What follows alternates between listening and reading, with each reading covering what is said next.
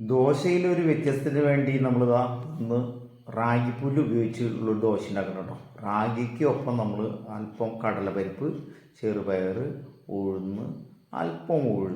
അല്പം ഉലുവ ഇതെല്ലാം ചേർത്ത് നമ്മൾ അരച്ചെടുക്കുന്നു കേട്ടോ. 6 മണിക്കൂർ നമ്മൾ കുതിർത്തതിന് ശേഷമാണ് ഇത് അരച്ചെടുക്കുന്നത്.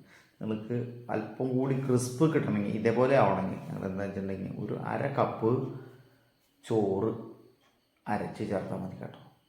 ഫെർമെൻ്റായിട്ട് ഉപയോഗിക്കാം, ഇൻസ്റ്റൻ്റായിട്ട് ഉപയോഗിക്കാം. ഞാനിവിടെ ഇത് ഇൻസ്റ്റൻ്റായിട്ട് ഉപയോഗിച്ചു, ഫെർമെൻ്റായിട്ട് ഉപയോഗിച്ചു. തീർച്ചയായും നിങ്ങൾ ഈ രണ്ടും ട്രൈ ചെയ്ത് നോക്കുക. ഇതുപോലുള്ള ഐറ്റം നമ്മുടെ ചാനലിലുണ്ട്, തീർച്ചയായും നിങ്ങൾ കാണാം. നമ്മൾ കുതിർത്ത് വെച്ച് നന്നായിട്ട് കഴുകി കുതിർത്ത് വെച്ചതാണ് കേട്ടോ. ഇത് നന്നായിട്ട് ആ വെള്ളത്തിൽ തന്നെ നമുക്ക് അരച്ചെടുക്കാം. നന്നായിട്ട് ഫൈനായിട്ട് അരച്ചെടുത്താൽ നല്ല മൃദുവായിട്ടുള്ള ദോശ കിട്ടും. ഇതിനൊപ്പം നമ്മൾ ഒരു 1/2 കപ്പ് ചോറും കൂടി ചേർത്ത് അരയ്ക്കുകയാണെങ്കിൽ നല്ല ക്രിസ്പായിട്ട് കിട്ടും കേട്ടോ. തീർച്ചയായും നിങ്ങളെല്ലാവരും ഒന്ന് ട്രൈ ചെയ്യേണ്ട ഒരു ഐറ്റം തന്നെയാണ് കേട്ടോ. മില്ലറ്റ് ഞാനിവിടെ റാഗി മില്ലറ്റ് ആണ് എടുത്തിരിക്കുന്നത്. നിങ്ങൾക്ക് ഫിംഗർ മില്ലറ്റ് എന്ന് പറയും. അല്ല നിങ്ങൾക്കിത് മാറ്റി മറ്റുള്ള മില്ലറ്റുകൾ കൊടോ മില്ലറ്റോ അല്ല മറ്റുള്ള ഏത് മില്ലറ്റ് വേണമെങ്കിലും നിങ്ങൾക്ക് ഉപയോഗിക്കാവുന്നതാണ് കേട്ടോ.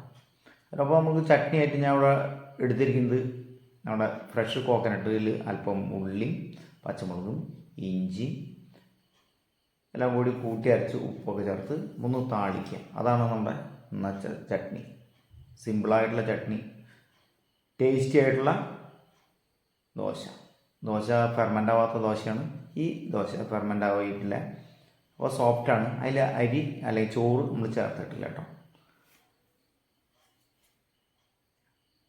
ദോശ നല്ല മൃദുവായിട്ട് ചുടുന്നതോടൊപ്പം അതിലൽപ്പം ഗീയോ അല്ലെങ്കിൽ നല്ല എണ്ണയോ നമുക്കൊന്ന് കളർ വരാനും സോഫ്റ്റാകാനും ടേസ്റ്റ് കൂട്ടാനൊക്കെ നമുക്ക് ചേർക്കാവുന്നതാണ് കേട്ടോ. അപ്പോൾ നമ്മുടെ ചട്നി റെഡിയാണ്. ഈ ദോശയും കൂടിയായിട്ട് നിങ്ങൾ തീർച്ചയായും ട്രൈ ചെയ്യുക. വളരെ സിമ്പിളാണ്, ടേസ്റ്റിയാണ്, അല്പം ഹെൽത്തിയാണ്, ഒരു ചേഞ്ചാണ്. ഇത് സോഫ്റ്റായിട്ടുള്ള ദോശയാണ്.